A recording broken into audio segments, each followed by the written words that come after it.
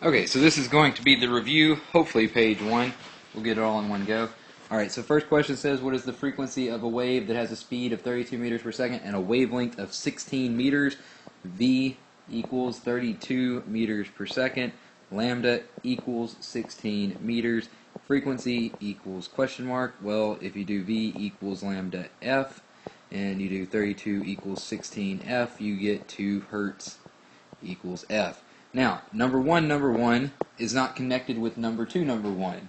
Number one is dealing with the chart there that's got 8 and 16, and it's got this wavelength.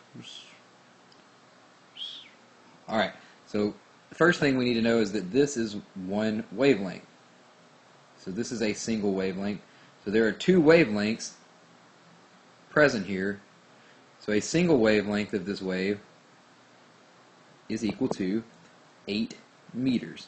Okay, that answers question number 1, or rather the second number 1. If the wave above has a period of 2 seconds, what is the speed? Well, the period is equal to 1 divided by the frequency, and the frequency equals 1 divided by the period. So the frequency is equal to 1 divided by the period, which was 2, and we know the speed of the wave is v equals lambda f. So the wavelength was 8, the frequency is 1/2, so the speed is 4 meters per second. Alright, that's numbers 1 and 2. On to number 3. 3 says, is the wave above a longitudinal, transverse, or torsional wave? Well, transverse waves look like this. Alright, longitudinal, remember, look like this. Alright, so longitudinal, and then torsional waves look like the video that you saw in the Tacoma Narrows Bridge video. Then we have number 4. How does the intensity of a wave originating from a point and moving in 3 dimensions vary with the distance from the source? It decreases. Think about this. If you're standing here and you try to talk to somebody, right, and they're standing a meter away from you, you can easily talk to them. If they're standing 100 meters away from you, they don't hear you as well because they're farther away, and they cannot hear you as well because the intensity of the wave is decreasing. Okay? So that is how that one works. Number 4. Number 5 says, what is the property of a wave reflects what property of a wave reflects the intensity of the wave? That is the amplitude. So remember that this wave has less energy than does this wave, because this one has a bigger amplitude. Wave 2 has a bigger amplitude than wave 1. Wave 2 has more energy. Number 6. What is the shape of a wave emanating from the focus of a parabolic reflector? Well, parabolic reflectors do this. Wave comes in, wave comes in, wave comes in, wave comes in. When the waves leave, they all go through the same point. Okay, right there in the middle. 7. What phenomenon occurs when 2 or more waves pass simultaneously through the same region in a medium? They interfere with each other. Please remember interference. If you will take a chance, look back over your notes. Remember 180 degrees out of phase, 90 degrees out of phase, 0 degrees out of phase, and then amongst all of those, also remember you can just have general interference occur if the waves don't match up. Alright, so these are specific types, and these, I don't know why I made a less than sign there, these are just regular out of phase. Okay, these are specific ones that you'll need to know though. Okay, next we have what phenomenon, what phenomenon occurs, hang on one moment, okay, lost it.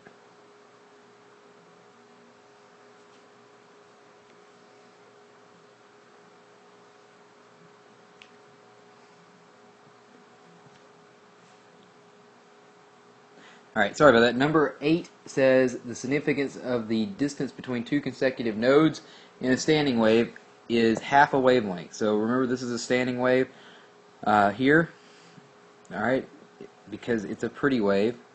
Alright, and here's a node here, and here's a node here. This distance this one antinode here is half of a wavelength. So in total, here we have showing 1 and 1/2 wavelengths, because this counts as a wavelength, this counts as a this counts as half a wavelength, this counts as half a wavelength, and this counts as half a wavelength. Okay, so these are again how you count standing waves. Okay, remember standing waves can only increase by half a wavelength at a time too. All right, next, number 9, I think. Yeah, number 9. What is the Doppler effect? The Doppler effect is a perceived change in frequency, and it occurs when an object is moving either towards you or away from you while it's emitting a sound. So remember the Doppler ball we had, and it was emitting out waves like this.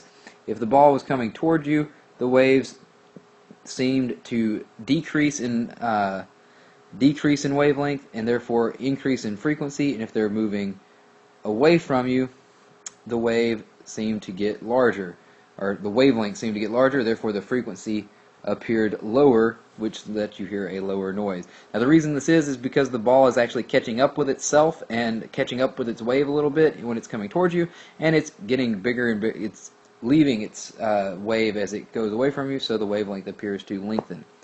Number 10. Consider a wave in a ripple tank. What properties of the wave change when it goes from shallow water to deep water? Well, remember that the denser the medium is for sound, the easier it is for it to travel.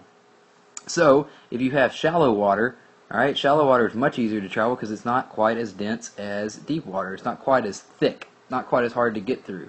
So, remember that the denser the substance is, the faster it travels. So, whenever the wave comes in from this direction, alright, as it goes,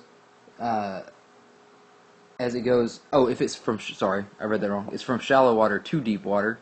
So as it goes from here to here, the frequency has to stay the same because the wave is just continuing to hit at the same frequency. It's like tap, tap, tap, tap, tap, tap. That's how the wave's going to stay the same frequency. It's going to stay that same interval. So this is the same. The only thing that can change is the velocity, and the velocity here, the velocity is going to increase as it goes into that deeper medium. But the frequency stays the same, so that means the wavelength also has to increase. So waves that are in the deep ocean tend to be really far apart, and the waves that come in closer to the shore tend to be closer together. Okay, so this is the first part of the review. I'm going to have to stop here because I've run out of pages that my little thing allows me to show. So I will create another one, part 2.